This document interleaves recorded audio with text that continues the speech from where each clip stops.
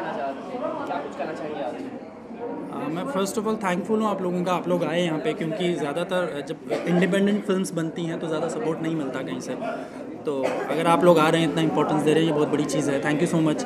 अच्छा लग रहा है। मुझे लगता है कि अब जब ट्रेलर सामने आएगा, लाइक यूट्यूब वगैरह पे सब जगह पे लोग देखेंगे, उसके बाद समझ में आएगा उनको कैसा लग रहा है।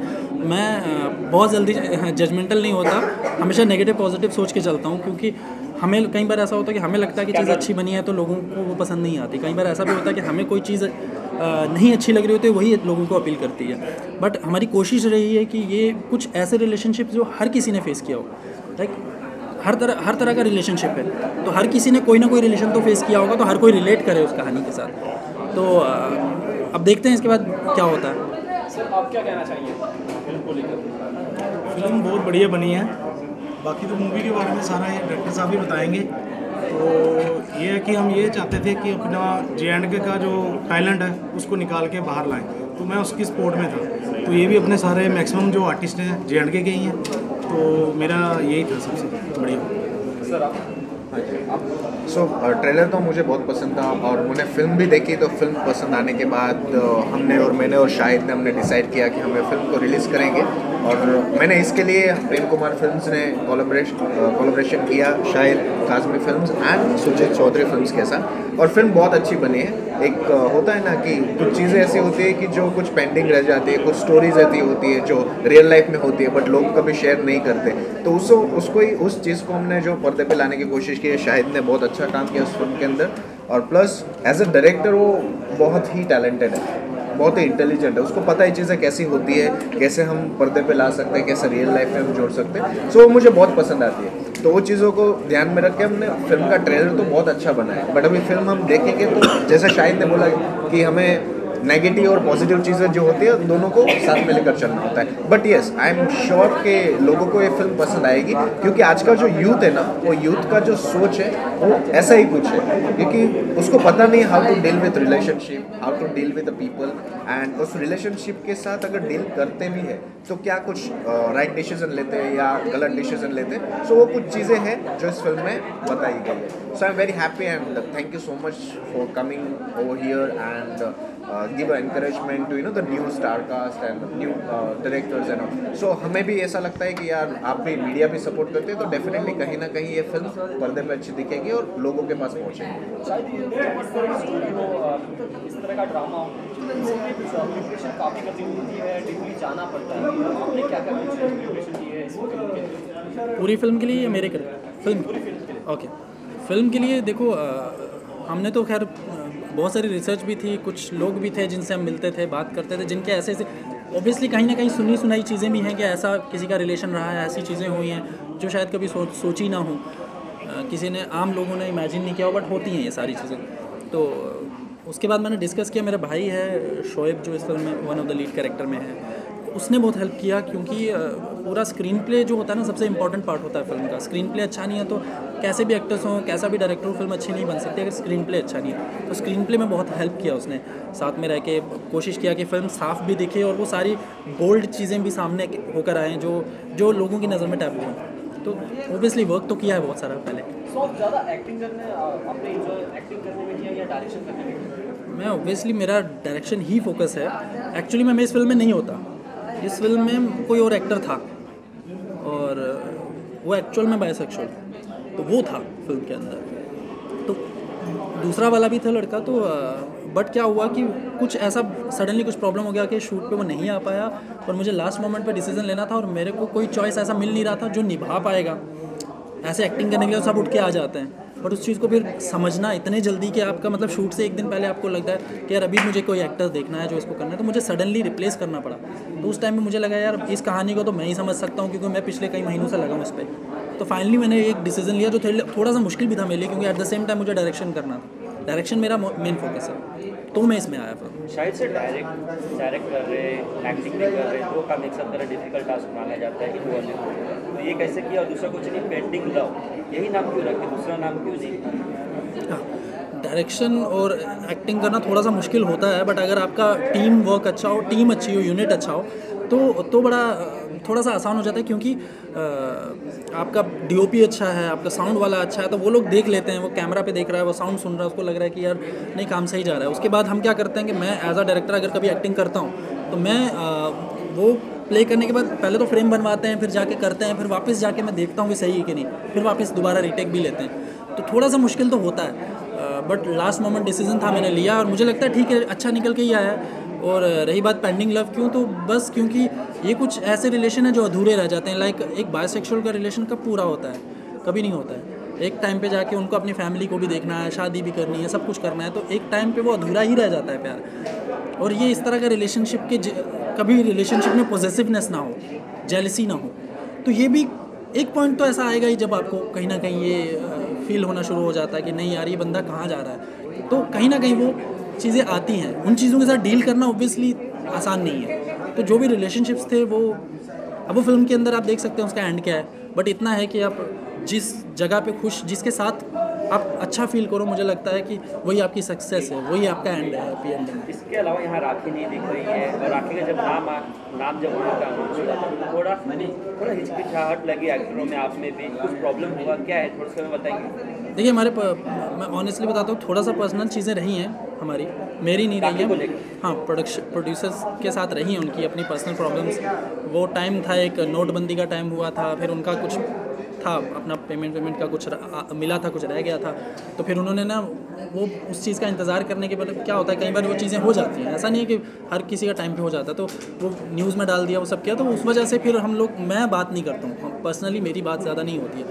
तो यही रीज़न है कि राखी का सीन कट हुआ है? नहीं, ये रीज़न मैं प्रोफेशनली ये चीज़ कभी नहीं सोचता कि एक्चुअली क्या है कि राखी को मैं बड़ा पसंद करता था। जब मैं बचपन में बिग बॉस वगैरह वो सब देखता था, मुझे लगता था कि यार वो बहुत सच्ची है, वो सीधा बोलती है, तो यार ये लोग क्यों इसको इतना नेगेटिव समझते हैं। बट मैंने सामने भी देखा वो बहुत अच्छी है, ऑनेस्टली बताऊँ वो एक अच्छी हमने और भी एक्टर्स के साथ काम किया जो छोटे छोटे एक्टर्स, मैं बड़ों का नाम नहीं लूँगा, बट सौरभ शुक्ला जी तो अच्छे एक्टर हैं, रघुवीर यादव जी बहुत एक्टर्स हैं, बट मुझे राखी उनसे कहीं ज़्यादा फेमस है, चाहे वो गंदे तरीके से हो या अच्छे से हो, यार राखी फेमस है, हर कोई जानता है। उसके बाद भी उसका बिहेवियर इतना अच्छा था कि वो इतना, हमारे वहाँ पे जहाँ हम शूट कर रहे थे वो एक ऐसा टाउन था, वहाँ स्नो ही स्नो थी चारों तरफ, पानी नीचे आता ही था क्योंकि नल बंद हो गए, ब्लॉक हो जाते थे, वो उसके बाद भी कुछ बोलती नहीं थी, तो वो बहुत डाउन टू अर्थ है। वो सिर्फ मीडिया के सामने आके थोड़ा सा करती है, तो उसका मुझे बिहेवियर में कोई प्रॉब्लम नहीं लगा।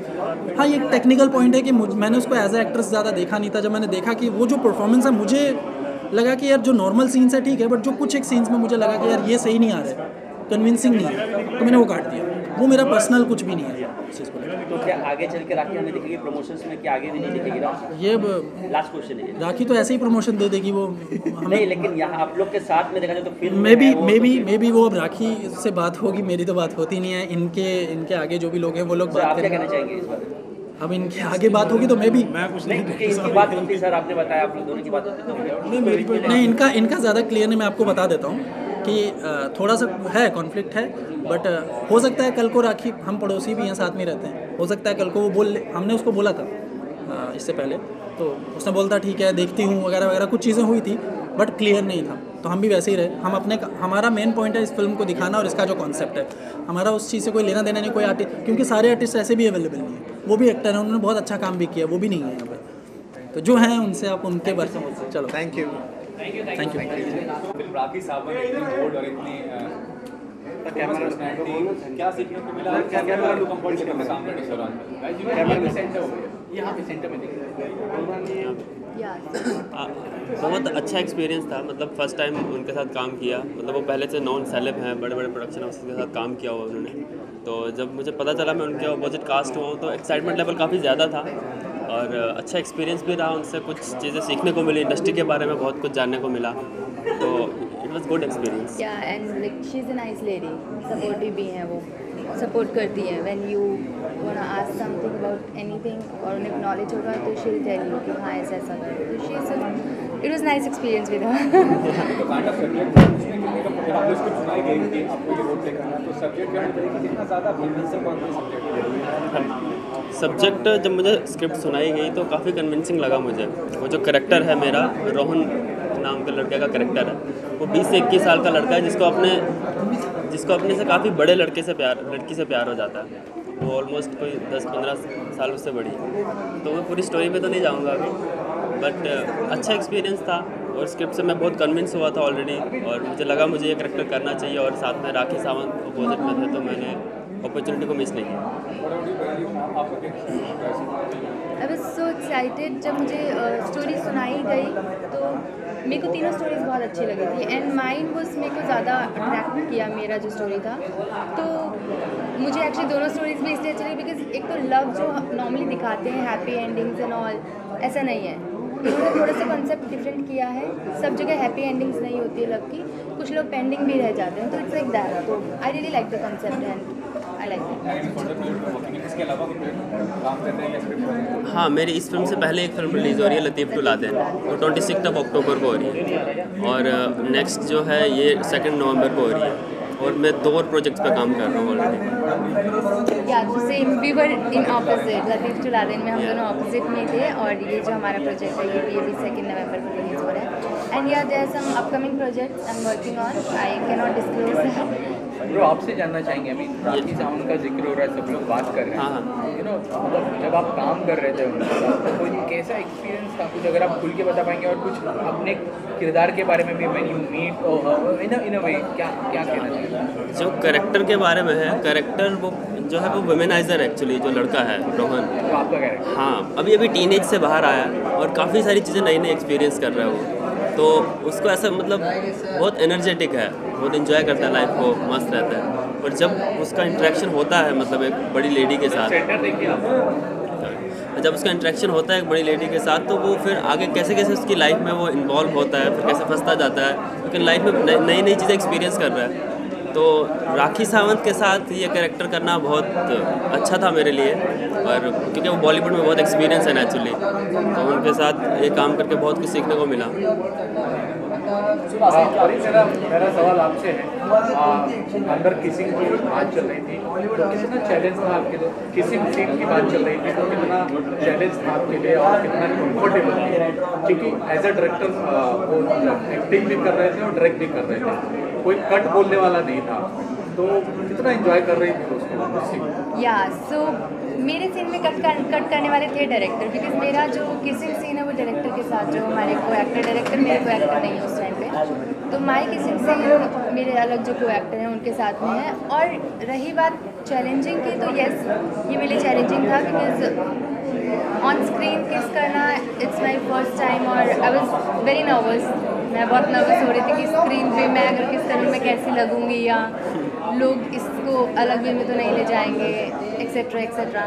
बट देन मैंने अपने आप को ये चीज़ समझाई कि see being an actor I have to accept it, मुझे ये चीज़ एक्सेप्ट करनी है। स्क्रीन पे जो भी मेरा चैलेंज है, मतलब जो भी मेरे स्क्रिप्ट में है, अगर स्क्रिप्ट की डिमांड है तो you have to do it बड़ी, तो आई जस्ट इट। आप पर कितनी आशाएं, अपेक्षाएं हैं आपको इस फिल्म से, आपके किरदार से, क्या कुछ? हाँ, तो मुझे बहुत सारी आशाएं हैं। मुझे लगता है कि ये प्रोजेक्ट जो है, ये हमारा जो कॉन्सेप्ट है वो लोगों को पसंद आएगा, बिकॉज ये नॉर्मल नहीं है, जैसा आई टोल्ड यू पहले भी कि normal story, love story types नहीं है, इसमें कुछ डिफरेंट देखने को मिलेगा व्यूअर्स को, तो आई एम श्योर ये लोगों को भी बहुत पसंद आएगा। आप सभी अगर जाकर देखेंगे तो ये थोड़ा सा डिफरेंट कॉन्सेप्ट आपको मिलेगा। हमारी कोशिश है कि हम लोगों तक इसको पहुँचाएँ, या कि सब जगह ऐसा नहीं होता, और जैसा कि पहले भी डायरेक्टर सर ने कहा था कि बहुत सारे चीज़ें हम एक्सेप्ट नहीं कर पाते पब्लिकली, जैसे भी 377 अभी जो लॉन्च रिलीज़ हो गया है, ये पास हो गया है, तो थिंग इज़ वो पास अभी हुआ है, पर हमारे जो डायरेक्टर हैं उनकी सोच पहले से इस चीज़ को थी कि यू शुड एक्सेप्ट इट, अगर ये है ऐसा तब एक्सेप्ट करो, और उन्होंने इस मूवी को उससे पहले बनाया था, तो टचवुड अभी रिलीज़ अभी कर रहे हैं। मी टू पे क्या कहना चाहेंगे? मी टू पे मैंने पहले भी कहा था कि आई रियली सपोर्ट देम, अगर वैलिड लगता है कि आपके पास प्रूफ है कि हाँ ऐसा ऐसा गलत हुआ है, या see without proof we can not say anything, हम किसी पे इल्ज़ाम भी नहीं डाल सकते हैं, तो अगर है ऐसा तो आई सपोर्ट देम। जैसे बहुत सारी चीज़ें हमें देख जब कहते हैं लोग, हम सुनते हैं तो हमें लगता है कि हाँ यार ये सही कह रही है, पर हमें बैक द स्टोरी नहीं पता कि वो पीछे क्या स्टोरी रही होगी, तो इतना जल्दी मैं किसी को जज नहीं कर सकती या कुछ बोल नहीं सकती, but I support me too. Thank you so much. Thank you. Thank you.